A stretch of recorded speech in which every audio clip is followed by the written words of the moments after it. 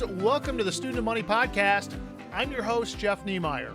The mission of Student of Money is to connect listeners like you to a community of like-minded individuals to help you achieve your goal of financial freedom through entrepreneurship, investing, real estate, and personal development. This is episode 44.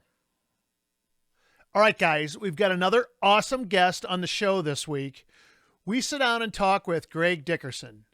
Greg is a serial entrepreneur, a real estate developer, a coach, and a mentor. He has bought, developed, and sold over $250 million in real estate, built and renovated hundreds of custom homes and commercial buildings, developed residential and mixed-use subdivisions, and started 12 different companies from the ground up. Greg currently coaches and mentors some of the top entrepreneurs, real estate investors, and real estate developers across the United States. So without further ado, let's get started. Greg Dickerson, welcome to the show. Hey, thanks for having me. Hey, I'm glad we could get you on. I've been watching your content and checking you out. It sounds like we're a lot of like-minded individuals. We both started from reading Rich Dad, Poor Dad, Robert Kiyosaki's first book. And for those people that are listening to us or maybe watching us on YouTube, can you give me a little bit of your background and history?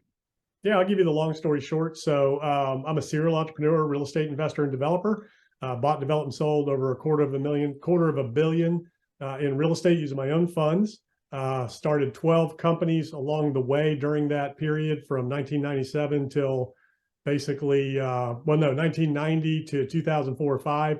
I started with nothing, built a company from 0 to 30 million in 7 years, started 12 other companies along the way, reinvested the profits into real estate, ultimately cultivating at about 250 million in real estate deals that I did myself using my own cash, did, hundreds of millions with investors and partners. And also, bought, scaled multiple companies worth hundreds of millions over the years. Currently involved, co-founder in a tech startup right now that has $1 billion valuation track.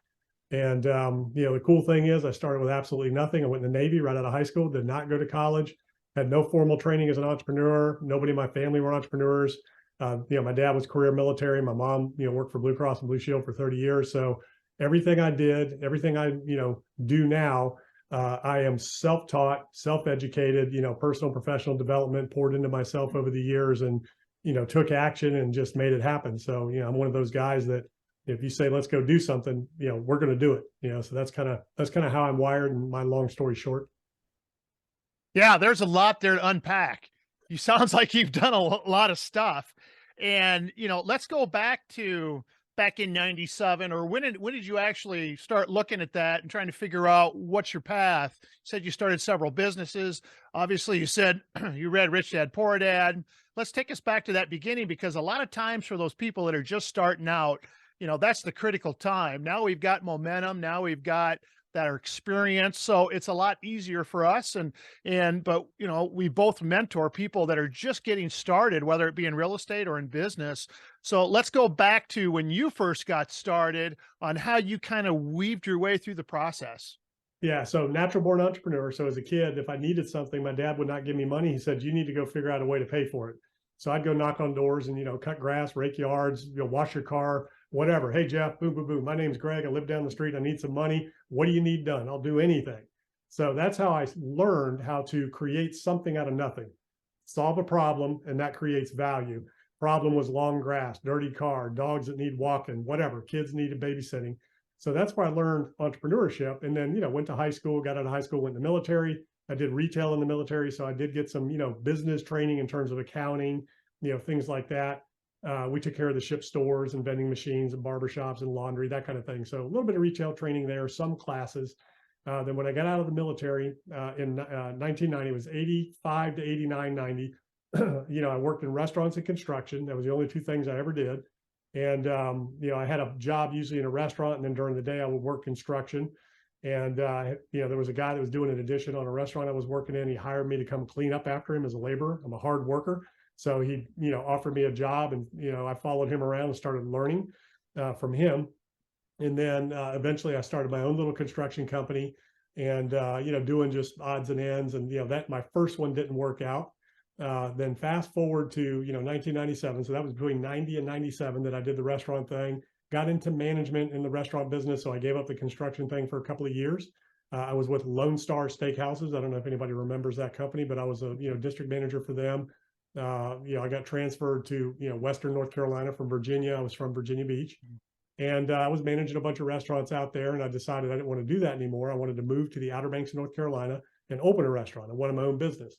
So, I'm from Virginia Beach. Outer Banks is where I always wanted to live. So I moved there in 1997 is when we moved to the Outer Banks. And, I started my first little, I didn't get into the restaurant business after the first season there. I worked in some restaurants, didn't like it. So I was trying to get an addition put onto the house that I bought and get some other stuff done. Nobody would call you back.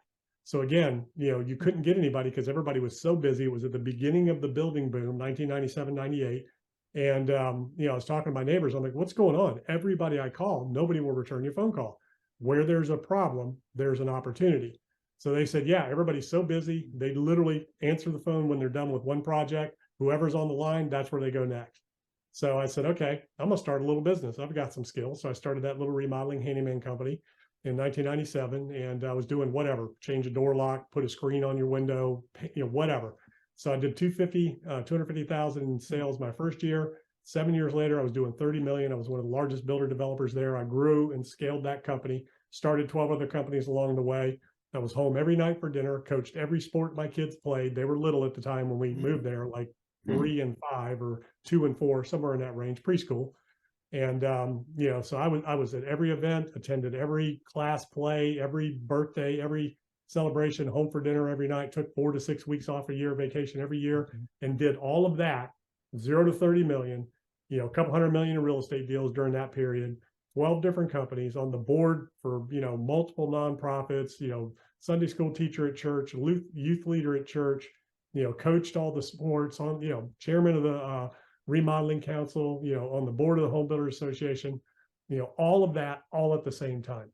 So that's kind of my journey in terms of, how I made that happen. And the real trigger for me was I moved to the Outer Banks to open a restaurant. I was working for a guy that had a couple of restaurants that first season I was there.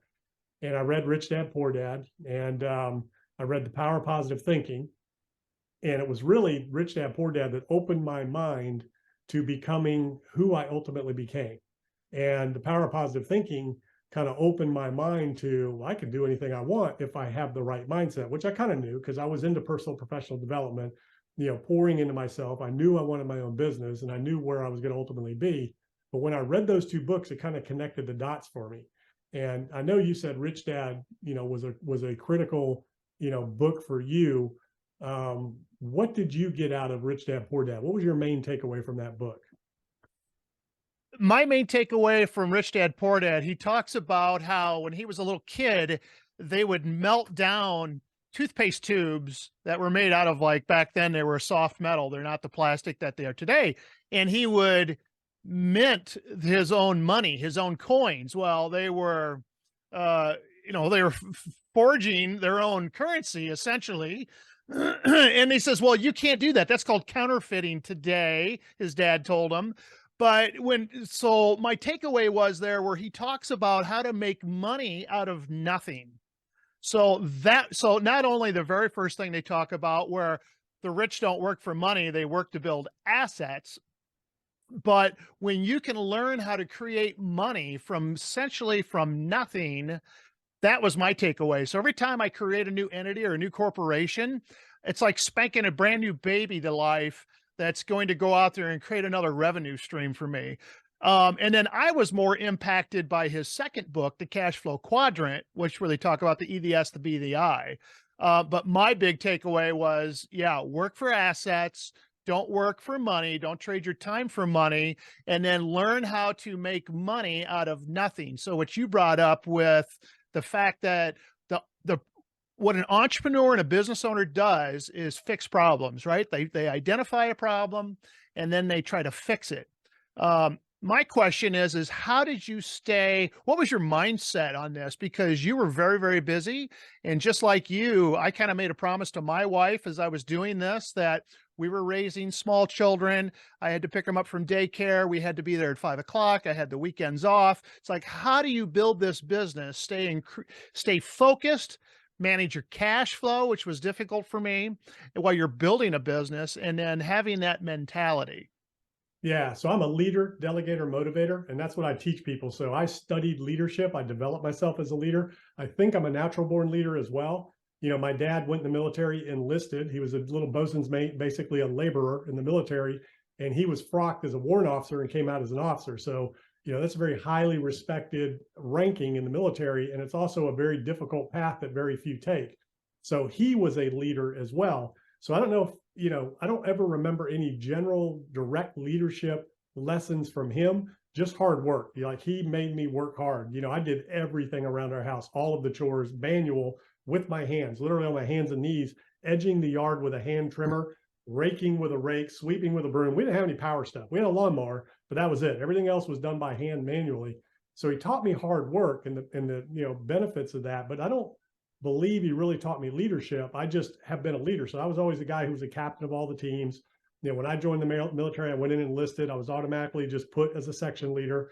I was a leader in my division on the ship. That's just who I am.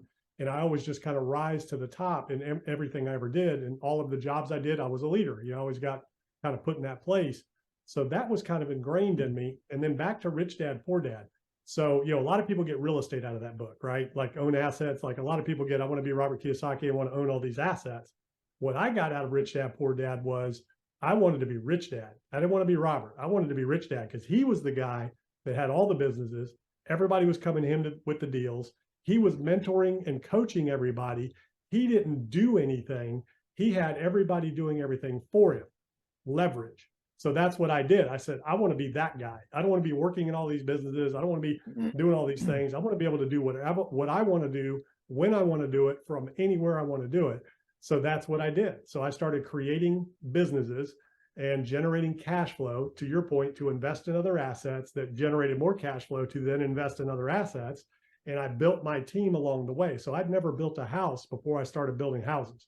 I didn't know how to do it. So what I do, I went and found the best people I could find that were, had been there for years building the kind of houses I want to build. I hired them, put them in the right roles, and I let them run the company. I let them build the company with me and for me. So that's how I leveraged all of the talents, skills, gifts, and abilities of everybody else. That's how I learned how to build houses, how to be a developer, was by working with and working through these other people. But I led them, I coached them to success. So I'm a leader, delegator, motivator.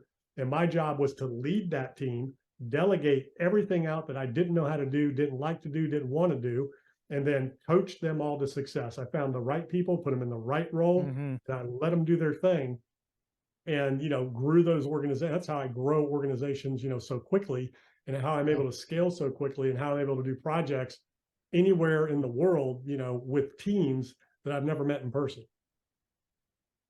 Yeah, exactly. Brandon Turner talks about the visionary pyramid, where on the bottom it's the DIYers, and then you've got the manager, and then you've got the CEO, and then on top of that pyramid you have the visionary who's just directing everything. And I think so many people start out as a DIYer and do-it-yourselfer, which is what I did, and that was my mistake, and that was my flaw. Where you got to surround yourself with good people that are better than you. The last developer I talked to said, hire good people and then get out of their way, let them do their thing, and they'll make Not you only rich. hire good people, but hire people that are better than you, Yeah. smarter than you, and more talented than you. And we all have the DIY journey, right? So we all start out that way. As an entrepreneur, you start out wearing every hat, you do it all. I did. And then you add, as you go along, and you fill in your weaknesses, with those other parts, as you go along, and, grow and scale from that standpoint. The biggest problem that a lot of business people have is ego. So they don't want to bring somebody on who's smarter and better than them. They're intimidated. Whereas I looked at it the other way. I was like, I want the best, smartest, most talented people I can find that are way better than me, because they're going to get us there faster. So I have no ego. I'm not intimidated by people who know more than me, who are better than me. And the other thing too is, so that pyramid, the other mistake people make is the pyramid, they see the CEO here, then, the president, and then the management, and then the line people down here, right? My Yeah. philosophy was always the other way around. I lead from the bottom up. I always looked at the upside down pyramid where the CEO's at the bottom, and then you lead up the chain, you serve up the chain, because everybody in that organization needs, that servant, leader to give them the tools, training, systems, and support, and clear direction, and no uncertain terms exactly what's expected and when, so they can be successful. That's another mistake that a lot of people make in business. They start out here and they think, I'm the boss, I'm going to direct, I'm going to give the orders, I'm going to do that. Whereas you got to flip it upside down. Your job is to serve everybody in that organization, your clients, your customers, your employees, your partners, your vendors, everybody in that organization. If it's a real estate deal, your lenders, your attorneys, your investors, the other side, the seller, the buyer, whatever it is, you're leading that transaction. You have to serve everybody. So when you look at it from that standpoint as a servant, your job is to find the best people so that the organization is served and your customers are served, and the community and the state and the world that you're trying to impact is served to the highest and the best that everybody can bring. Exactly. I think, management's job is to give the tools and the training to the people so that they can get the job done. And then you're bringing it from a more of a military type, as you think of like a platoon commander, that's the lieutenant that's charging the hill, and he's up front and he's leading by example. I just listened to a YouTube video with Warren Buffett from Berkshire Hathaway, and he was talking about all of these companies that he buys. He leaves whoever the founder is or whoever the person is that started that, like, Nebraska Furniture Mart or something like that. The person that started that business stays in the business and runs that business for Berkshire Hathaway. And he says, we buy that business, but we leave the management and the founders in place because it's still their company. And he says, and we really don't give them very much direction because they're already killing it and they're already leading. And so we just kind of like get out of their way. And they really have carte blanche to do what they need to do to continue to grow the business. And we just kind of touch base with them and send them a letter like every 2-3 years. So he really has this, like, let's buy a good company that already has awesome management already in place and just let them do their thing because they know their business better than we do. And we don't want, they talked about how lean Berkshire Hathaway actually is. They have very few corporate employees at the very top, but he's just surrounded by all of these numbers of companies that, these guys are already multimillionaires and billionaires, but they stay with their company because it's their baby. It's their company that they started with. And Berkshire Hathaway, they just buy it and they're just, the owners, the shareholders, but they let these guys run that because they're just surrounded by, all this knowledge and all of this history. They don't try to, it's like, if it's nothing's wrong with it, don't try to fix it, right? Just get out of their way and let them go. And Robert Kiyosaki talks about, the A students work for the C students, and he was a C student and he likes to hire A students and get good people around him, So like I said, I meet with my CPA, I meet with my attorney. I have a therapist that I go to that I actually, that's part of my circle too, about, how do I go about like building out these massive businesses and how do I run it and how do I balance family time with the company business and things of that sort too. So they're all part of my inner circle and they're all part of my team. And so that's why I join masterminds. That's why I do coaching. And that's why I also coach other people, is because there's an added benefit from having to teach it to others that you have to learn it better than as well. So, you do a lot of mentorship, you do a lot of coaching yourself. Let's talk about that for a few minutes. Yeah. So I work with people all over the country and around the world, doing all kinds of things. A lot of people getting into real estate development. I have a lot of people that are syndicating, bigger real estate deals, people that are, flipping houses, building spec houses, have building companies. And then I have people in traditional business where, I'm helping them, grow and scale their company, become that leader that I'm talking about, learn how to become a leader, delegator, motivator. I work with a lot of medical and dental professionals, and, they struggle a lot with that, like in a dental office or a medical practice, leading a team and being able to, efficiently manage and delegate, not be, tied down day to day.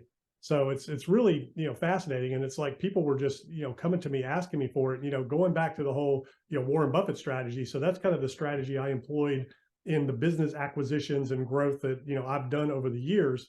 Is you want to find a good business with a moat, and you want to have good management. And the way that I did, the businesses that I did over the years was either somebody already had a business and they came to me because, they wanted to scale it, and I would leave them in place and I would support them and help them scale. And I would bring the back office to it, or it was somebody who was working somewhere. Like I had a guy that was selling me pools and spas for all the properties I was building and developing, and multi-million-dollar beach houses. And he said, hey, we could set up a company. I'll run it. You do this and that. And, you'll be able to get pools at a discount. We can go serve the rest of the area. So, he was working somewhere else, but he had this dream, but he didn't know how to make it happen. So I brought him on as a partner. We developed the concept and, bought a building. That was an interesting creative real estate deal. Got a 30-year owner finance, by the owners on a commercial building with no money down. Another story. But anyways, we built that company up, and he was a great operator. He just needed that support. So most of the businesses I've done, even the tech startup I'm in now, I don't know anything in terms of, I'm good with tech, but I don't know how to build an enterprise system, So we've got a whole team in India, we've got a team in the United States, and we've got a CEO. My role is the visionary leader of how do you grow a team, lead a team, delegate, bring all the other parts to it, So it works in any industry. Well, when you know how to lead people, find champions and coach them to success, it works in any industry. So that's what I help a lot of people do. Whatever it is they're doing, I help them get their life back, grow and scale their enterprise, go from 0 to 100 million, go from 100 million to a billion, do creative deals. I've got clients that I've taught how to take down a multi-commercial property portfolio, 4-unit portfolio, $10 million deal with no money out of his pocket, end up with $1 million in equity and $100,000 a year in cash flow when it closed. So, all kinds of different things like that. And I've got one guy that played in the NFL for the New York Giants, and he's doing his first ground up multifamily development. He wanted to create a real estate development company and, have the second phase of his life after the NFL. So, he hired me to, mentor him, and we're putting together his development company, working on some other projects and things like that. So yeah, it's a lot of fun. How do you find good people to partner with? How do you know if they're a good fit, or how do you know, that if it's going to work out or not? So they all came to me and they already had something going. So they were either already in business, or they, like I said, were working in another aspect, another company, and they just wanted to do their own thing. They just didn't have the resources or the know-how to do it, which I didn't either. I just kind of learned along the way. But generally you can tell if it's somebody who's working hard, they've, built something up and they're just missing a couple of pieces here and there. You can kind of tell, who the right people are and aren't. I don't go looking for them. They generally come to me. Pretty much everyone has sought me out. Yeah. So they're already productive and they're already kind of proving themselves. I always think about, again, go back, there's a bunch of lieutenants, who's the one that's going to jump out and start leading and basically take that position over, as opposed to somebody that's sitting back and not doing anything or not taking action, because there's a lot of people out there that just simply don't take action. They don't lead. Yeah, So they got to know what they're doing. So it's real easy to figure out whether somebody knows the business, really knows the business and knows what they're doing. You get into the numbers and the details and, all of the aspects and the nuances. I know how to ask really good questions, and I can know real quick whether somebody knows what they're doing or not. And just like you can listen to somebody talk and whether they know what they're doing or not. And, it's really interesting, even my clients. So, I don't go looking for anybody. My clients find me. They reach out to me, but the one thing that they all have in common is they've all achieved some level of success somewhere in their business or their life. So that's kind of the common denominator between, people that I coach and people that I've done deals with, over the years in business, is, they're generally seeking me out. They're accomplished in some area of their life, and, they know their craft, they know their trade, they're experts at what they're doing. They just don't have the other pieces and components. And, that's a really important aspect of it. Yeah, my big hot button this year is to build. So I've been talking to developers and I've been talking to builders. And yesterday I met with a builder, a local builder who's 66 years old, has a very successful business, has built a lot and is still going. And I said, "You're 66." It's like, "You ever going to retire?" And he's like, "No, probably not. I just love what I do and I'm just going to continue to work." And every question I had, he had an answer for. He's already done it. He already knew. I mean, we know some of the same people. It's just I've always bought pre-existing properties. I've never done any building or development of raw land where he has. And it was very evident, it was very obvious in our conversation with him that the experience that he's had and the things that he's done. And then so he's potentially a very good partner for me moving forward. So and he's former military too. So it worked out very well for us. So, we just kind of clicked. I just felt it and I kind of knew it right off from the beginning. So, like you said, you could tell when somebody knows what they're talking about. The difference is our experience levels were completely different. So I'm always looking for somebody that can complement me because he's a builder. I'm not a builder. I do syndications, I raise money, I talk about securities laws. So, I was talking about things that he didn't understand. And then we talk about building and permitting and talking to city councils. He was obviously way more experienced in that than I was. So, to me, that's a good fit because we don't have the same skill sets. We're looking for something that can complement each other. Potentially. So you have to evaluate what level of builder is he, and is he where you want to go? So can he build 100 homes a year or 1,000 a year or 15,000 a year? Or if you want to do multifamily, does he build multifamily? So you don't want to take a guy that's building, a couple of 2, 3, 10 houses a year and think that he's going to go build a 250 unit apartment building. That's a whole different animal, commercial residence. So what you always want to think about is when you're evaluating potential partnerships or individuals or mentors, are they where you want to end up, ultimately? And it doesn't have to necessarily be that way to start out. So if you just want to do a few spec houses and the guy builds, 5 or 10 houses a year, then, that's fine. But if you want to scale something big, you need a partner that has that capacity and has that ability, to be able to scale. And then, maybe they do, or maybe they don't, but those are the things that you really need to think about when you're getting into a partnership with somebody or doing deals with somebody. But yeah, you want to complement your expertises, fill in the holes, fill in your weaknesses.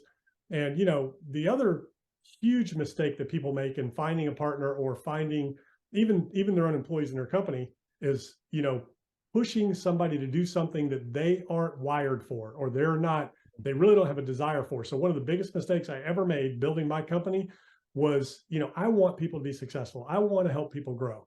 Not everybody wants to grow. Not everybody wants to be successful. So I would have people in my company that I was like, man, you would just be great, and I really want to help you get to the next level. And they didn't really want it for themselves. They didn't come to me.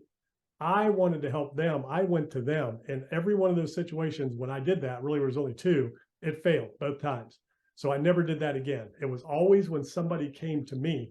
So when you're evaluating a partner, however that evolved or happened, that doesn't always have to work that way. In this situation, it's a little different. You're seeking out partners. You got to make sure that that partner has the capacity and the desire to get to where you want to get to if you want to grow and scale. Not everybody does. Yeah, that mentality, that culture, and let me get your opinion on this. Are you born as an entrepreneur, or you think it could be something that's taught? So, my daughter got a minor in entrepreneurship and with her architecture degree. And, that was one of the questions. And I'm like, oh, I love this. I'm going to, give me these softball questions. Cause, I personally believe you can teach the skill sets, but you can't teach that motivation, that desire. That, to me, if you're going to be an entrepreneur, you really have to feel it, and you really want to be able to do that. It's not something that you can teach. I can teach the skill sets, but I can't necessarily teach that desire and motivation. So that's the big one. So, that desire and that motivation, the willingness to do whatever it takes, morally, legally, and ethically, to get the job done, no matter what it takes. So even though I was home every night, weekends and all that, if I needed to work 12, 14, 16 hours, 5, 6, 7 days a week for a period, I would do that. I would make sure I attended the other things and I was there. But there were times when I had to do what I had to do when I had to do it. And when I didn't have kids, I was working all the time, sometimes 7 days a week, 12, 14 hours a day, 16 hours a day. doing things, building myself, building the company, I sacrificed everything else. I have no music, and I didn't ever have any music on any of my devices. So going all the way back to the Sony Walkman with the cassette tapes, whenever I was exercising, out walking every day, in my car, personal, professional development, never music.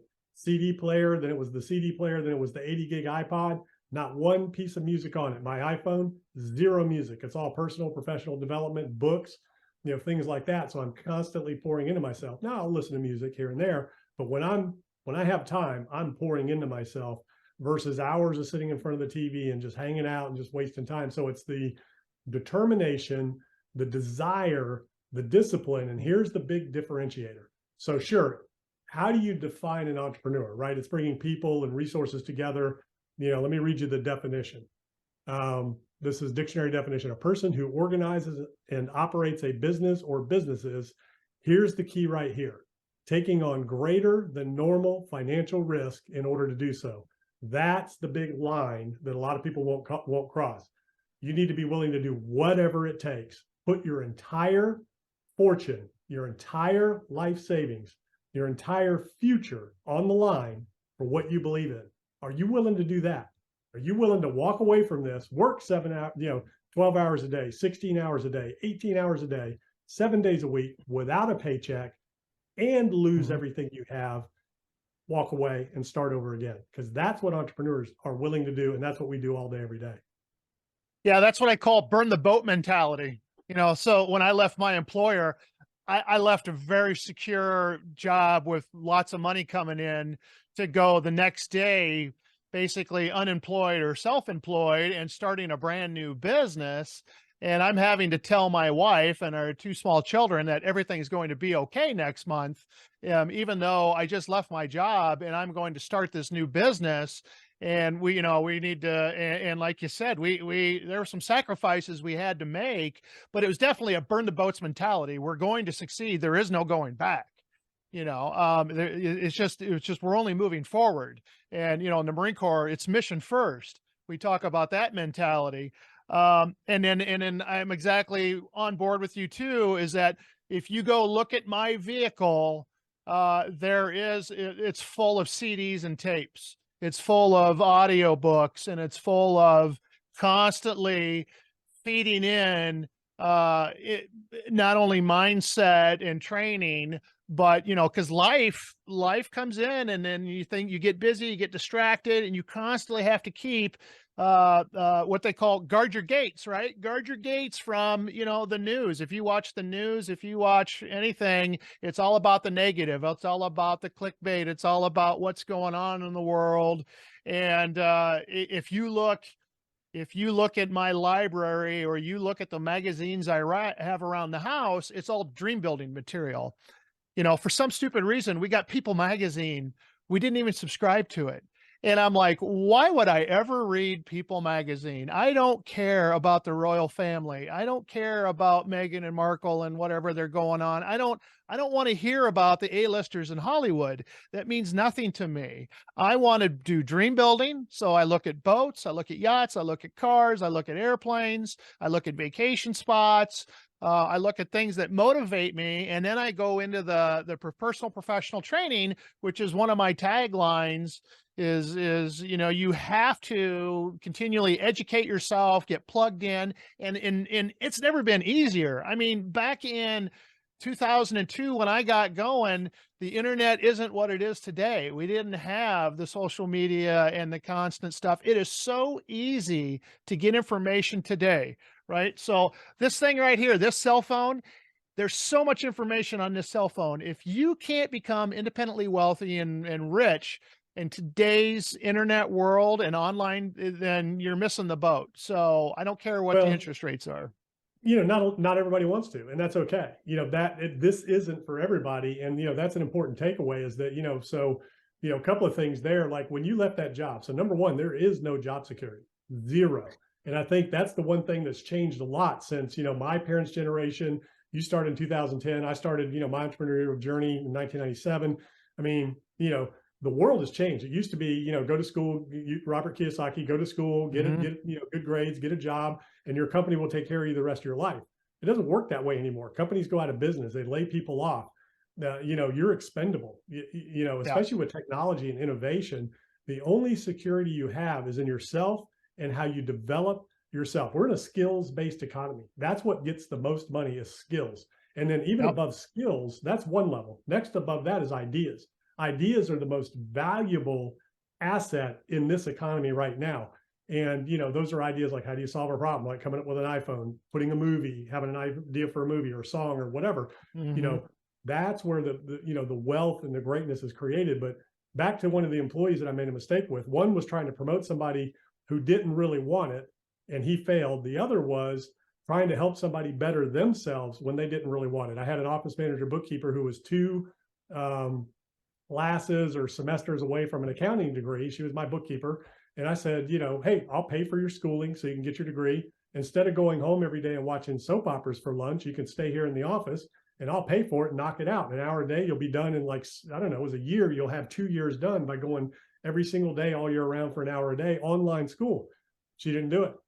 She didn't care, wasn't that important to her. She would rather go home and watch soap operas at lunch and have lunch for an hour instead of educating herself and pouring into herself. Just like people would rather go home at the end of the day and sit on the couch and just watch TV the rest of the night, have a couple of beers or whatever, or a couple of glasses of wine, go to bed and do it all over. When you take that 6 hours or 8 hours Mm-hmm. potentially that you're, not working at your full-time job, that you're working 8 hours, there's 24 hours in a day. If you sleep 8, Yeah. that leaves you another 16 hours to play with. So if you're working 8, you've got 8 more hours to develop yourself, start a side business, go look at real estate, do something. Your vision board, your vision lifestyle, that's a vision board. Your magazines, whatever you look at, the houses, the vacations, all the things you're talking about, that's Mm-hmm. a vision board, which is great. But where's your vision plan? What are you going to do about that? So you can have a Yeah. vision, but if you don't have a plan on how you're going to execute that vision, then you got nothing. You just got dreams. A dream is only a dream until you write that sucker down and put it into a plan. Then you got something. So, it's really interesting, but it's okay. Not everybody wants that. Not everybody wants to go for it. Not everybody wants to, take that risk. Not everybody is cut out to be an entrepreneur. And that's where that whole born or bred, or trained or taught conversation comes in. I think some of us are innately born with that desire to create and to take risk and to do things, and others aren't. And that's okay, because you need both for the world to go round. You do. Yeah, that's exactly right. You need to have both. And I don't know if we're an oddity or whatever it is, but everybody has the same 24 hours in a day. And I always said, I'm not going to be Elon Musk. I'm not going to be Steve Jobs, because I'm not going to go to that extreme to get those things. Like, Again, where ideas. those guys, Those guys had yeah, ideas.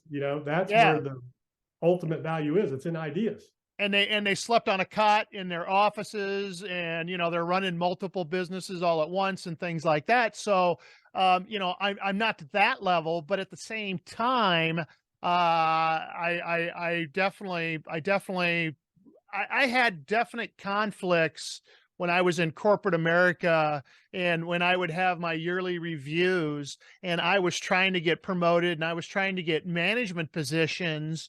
And they were basically telling me, no, just keep doing your billable hours. And how much can we bill you for? They talk about that corporate ladder. There's always a big butt in front of you as you're climbing the corporate ladder. There was always someone else that was going to get those opportunities for advancement. And I decided that the only way I was ever going to become a president of a company is to start the company. And so that's what I went out and did. But then that was that huge learning curve, where again, that burn the boats mentality. So you can do it on the side. You can have a full-time job and invest in real estate and start businesses on the side. And so you take care of safe and security during the day, and then you become financially rich in the evenings. Or a lot of these high net worth people that have these awesome jobs, that's their bread and butter, they're just passive investors in one of our real estate deals or syndications or funds, so, and there's nothing wrong with that too, because we need people like that to fund those deals, and we need those investors, and they're more than happy to just be a passive investor in a deal and make a return on their money. So we need all of the above. So, Yeah, that's a great strategy. I have a lot of, medical professionals, other professionals, business owners that they're so busy doing their thing. That's their business. yep. They don't have time for these other things. The way they compound is number one, minimizing and eliminating taxes through these vehicles, and then investing with, operators and syndicators, to grow and scale their wealth. And that's a great strategy as well. That's what I tell a lot of people. A lot of people that are in a very high paying job, they think of it as drudgery. And I'm like, look, that's your business. What Yeah. you need to do is how can you maximize the revenues from that business, eliminate your taxes, using the law, through real estate, opportunities that exist, and then grow and scale that revenue so that ultimately then you can, step back and then do other things. So, it's just a lot of different ways to skin the cat. Exactly. Yeah. Yeah. That's the exact same words I've heard other people say too. Lots of ways to skin the cat. So I love it. I love it. All right. Well, we're kind of heading up on 40 minutes here. One You more know, thing. So in the go ahead. development business, so I'm a merchant developer. My Okay. business model has always been, build and sell, build and sell. I don't like to be a landlord. I see your shirt that says student of Yeah. money. Yep. So student of money, my philosophy in business, it's always been, I want to make the most amount of money with the least amount of time, energy, and effort possible. I want to be a landlord of money, a landlord of cash, not a landlord of assets. I want to be a landlord of cash. So my goal was always to grow and scale a pile of cash and manage that, be a manager of money and a manager of cash versus, a landlord dealing with tenants and all that kind of thing. So, just kind of an aside, with your shirt, I love that student of money. Landlord of cash has kind of been always my business philosophy in terms of growing and scaling that. And that's what I've done through real estate, through businesses, through the markets and things like that. And I love it. It doesn't talk back. It doesn't call you in the middle of the night. You don't have to evict it, collect, any of that. No vacancies. Yeah, nobody loves property management. I don't love property management. It really drugged me down and I really got tied into it where I was working so much in the properties or in the business. I couldn't work on the business because I had that mental block that nobody could do it better than me. I'm not going to partner, who can I trust?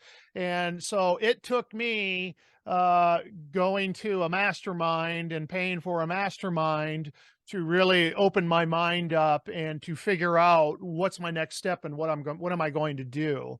So once I became I was financially free and I really didn't have to do anything. But if I really wanted to take that momentum, I became an empty nester. My kids all went to college and they're all out of the house. And now I'm kind of like, gee, I really don't have to be home at 5 o'clock. If I want to be gone for the weekend, I can be gone for the weekends. So I'm going to run hard for 5, 10 more years and really see what I can do now. And then, I've got this 20 years of entrepreneurial and business owner, and it hasn't all been sunshine and roses. And now I can use this knowledge to help educate the people that are just getting going and just getting started on how can they accelerate theirs, because I kind of forget how scary it was early on and that unknown. They talk about fear being false what is it? False expectations False appearing real. appearing real, and just that unknown. And I get that. And worrying about how you're going to pay your mortgage and how you're going to take care of the family. And it's a stressful time. And I remember my college professor when I was getting my undergraduate degree talking about, if you're going to go get a master's degree or a PhD, do it right after your undergrad, before you go out and start a family and get a job. It's much easier because you're used to being a student and you're used to being in debt and you're used to that lifestyle. So it's much easier to go right into graduate school. It says, if you go out and get a job, and you start popping out kids and getting married and have a house payments and all of those things, it's much more unlikely for you to come back and get your master's and or get your PhD, because now you have all of these responsibilities that weigh in on you, and it probably won't happen. And there's a lot of truth to that, and that's, people do get bogged down. And I talk to people every month about how do they get past this, and how do they get beyond that, and how do they do that. And it's surrounding yourself with like-minded people. It's getting around people that pull you up and not pull you down. That whole average, you're the average of the 5 people that you spend the most amount of time with. And what are you really doing? What are you putting in your brain to push out all that negativity that's on the news every day? And then, whether or not you've got it inside you to push past that. So, Yeah. yeah, Yeah. Best yeah. way to get over your fears is, educating yourself, taking action, becoming competent, which, creates confidence. So, the best way to get over fear is to just get out there and do it. Because once you've done it, you look back and you go, wow, that wasn't so bad. Yeah. You know, 80 to 90% of what you're afraid of is never going to happen. My last Robert Kiyosaki quote, and then I've only heard it on one tape, and I've never heard him tell this story before. He talks about how he was shot down 3 times in Vietnam, and he was a helicopter pilot. And he talks about he was over the South China Sea at 1,500 feet, and his engine quit. And of course, when you're in a gunship, we said with a crew of 5 and machine guns and everything like that at 1,500 feet, it drops like a rock. And your first instinct in aviation is to pull back, right? You want to pull back on the stick and try to gain altitude and save yourself from plunging into the ground or the ocean. But what you really have to do, and what the military teaches you to do, and what any pilot will teach you to do, is you actually have to push the stick forward. So even though you're very close to the ground, you actually have to dive that aircraft into the ground to gain airspeed. And in helicopters, it's called auto rotation. So if you lose your engine, you can auto rotate the helicopter down, but you have to. That's why they always say altitude and airspeed is your friend. You actually have to push forward instead of pull back, and you have to do it within a split second, or you're going to stall and crash. And that's kind of like what it's like building a business. Is you have to know when to push forward instead of pulling back. And it's a very difficult time to do that because there's a lot on the line. And I say you have to be able to, if you push forward and something goes wrong, is it going to kill you and take you out and, file bankruptcy or whatever, or are you going to survive it? So, it's that split second decision on what's going on. I need to push forward and not pull back. So it's a great story that I've only heard from him at one time. And if I ever talk to him, I'm going to try to have him say it again, because I think it's a perfect analogy of what sometimes people have to do and what your mentality has to do to push through a problem, is push forward instead of pull back. Yeah. Yeah. A lot of times you're closer to where you're headed than where you came from. And, most people don't see that because You the just fear don't see gets in it. the way and it stops them. Yeah. Awesome. Awesome. Okay, I think this is a great place to stop. Is there anything else that you'd want to, tell our listeners before we, how do we get a hold of you? What's your website? What's your information? Yeah, yeah. So gregdickerson.com, that's where everything is. I've got a YouTube channel with, thousands of videos on it, all about real estate, entrepreneurship, leadership, mindset. I talk about stocks and crypto, do kind of, daily and weekly market updates there. So yeah, gregdickerson.com, go check it out. Awesome. Awesome. That's where I found you. It came up because, again, I want to build, and you've got a program for builders and development. So I'm definitely going to check that out.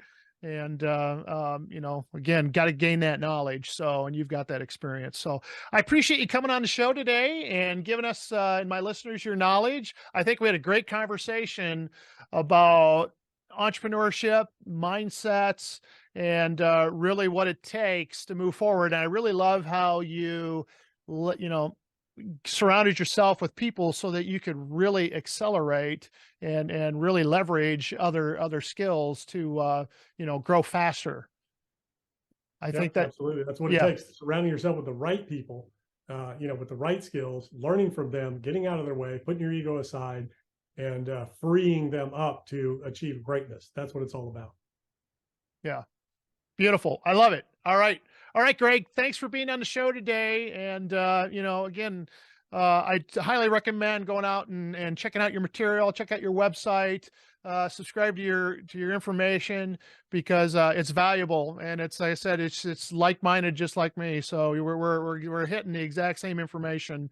But your experience is much different than mine. So you approach it at your angle, and That's what it takes is surrounding yourself with like-minded individuals that can give you that knowledge. So I appreciate your time. Thank you. Yep, thanks for having me. All right. Thanks. Bye-bye. All right, guys. What did you think of our interview with Greg Dickerson? Greg clearly has decades of experience in entrepreneurship, leadership, and real estate development. If you're interested in these topics, I recommend you check out his website at gregdickerson.com. All right, guys, that's all the time we've got this week. I've got another great guest scheduled for next week, so make sure you smash the like button, subscribe, and join our community on our website at studentofmoney.org. My name's Jeff Niemeyer, and I'm your host. And always remember, when the student is ready, the teacher will appear. See you next week.